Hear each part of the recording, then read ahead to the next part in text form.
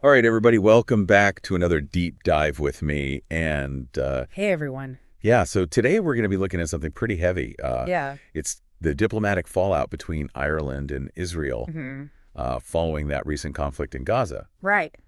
And so we found this really interesting interview on the Times of India's YouTube channel. Oh, wow. Yeah. And it's with the Irish foreign minister. Okay. And he had some pretty strong things to say Interesting. about the whole situation over there.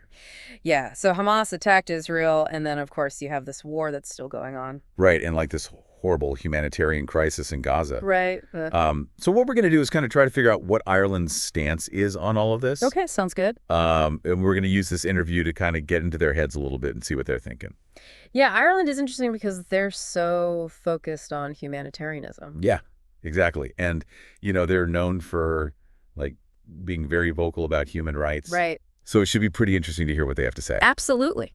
Okay, so like right off the bat, this foreign minister guy, he condemns the Hamas attacks, Right. which of course were awful and terrifying. Of course. Yeah. But then he also criticizes the actions of the Netanyahu government in Gaza, which is kind of like a both sides are wrong kind of thing. Right. And I thought that was really interesting. Yeah, it's unusual to hear a country come out and criticize both sides like that. Yeah. Especially a country like Ireland that's, known for its humanitarian focus. Right. So why do you think they're doing that? Well, I think it really comes down to Ireland's history. Okay. They've experienced conflict and colonization themselves, so they have a really deep understanding of the suffering that comes with that. Yeah, that makes sense. And they've also always been very committed to international law. Right. So I think by condemning both sides, they're basically saying no one is above the law. No matter who you are or what your reasons are, you have to follow international law. Yeah, and I think a lot of people can get behind that idea. I think so, too. Okay, so this idea of like war crimes being committed, that comes up a lot in this interview, too. Right. And the foreign minister seems pretty convinced that they're happening. Oh, yeah. He's very clear about that. Like he believes that people need to be held accountable.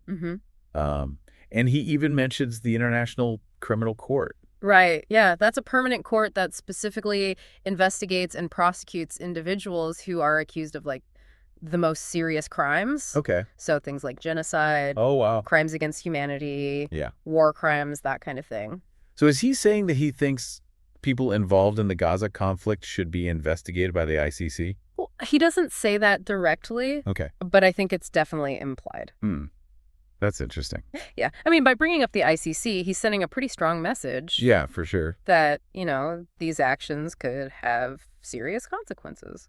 Yeah. All right. So how does Ireland recognizing the state of Palestine play into all of this? Well, that's another big piece of the puzzle. Okay. I mean, recognizing Palestine as a state shows that Ireland is serious about Palestinian self-determination. Right. And it also gives them more legitimacy when they speak out against potential violations of international law. Because they're basically saying, we recognize Palestine as a state and we're concerned that their rights are being violated. So it gives them like more standing to speak out. Exactly. Okay. So let's talk about Israel's decision to close their embassy in Dublin. Yeah, that was a pretty dramatic move. Yeah. And the foreign minister in the video had some pretty strong words about it. Oh, yeah. He said that Israel chooses to go on the offense against other countries.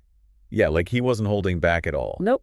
So like, what do you think the implications of this embassy closure are? Well, it's a major escalation diplomatically. Okay. Like it signals a real breakdown in relations between the two countries. So does this mean that they won't work together on anything anymore? I don't think it's that simple, Okay. but it definitely makes things more difficult.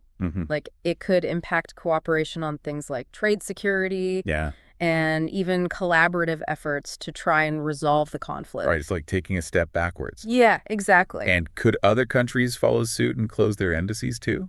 It's possible. It'll be interesting to see how other countries react to this. Yeah. So Ireland's basically taking this really firm stance. Yeah. And they're potentially risking these diplomatic ties. So do you think this could be a model for other nations to follow? That's a tough question. Yeah. I mean, Ireland's response is really shaped by their specific history and their values. Yeah. They have this strong focus on human rights, and they've always been willing to speak out against injustice. Right. So it's hard to say if other countries would or even could adopt a similar approach. Okay, so basically it's a unique situation. Yeah, pretty much. All right, so to recap, we've got Ireland condemning both sides in this conflict. They're standing firm on international law. Right. And they're facing this potential diplomatic fallout for being so outspoken. It's a lot. Yeah, it is a lot. It's a complicated situation for sure. Yeah, and I think it raises some interesting questions about, like, you know how countries balance their own interests? Right. With their commitment to global humanitarian principles? Exactly. So it's kind of like, is it more important to protect your own relationships or to speak out against what you see as wrong? It's a tough choice. Yeah. And there's no easy answer. No. Yeah. And I think that's what makes this whole thing so fascinating. Absolutely.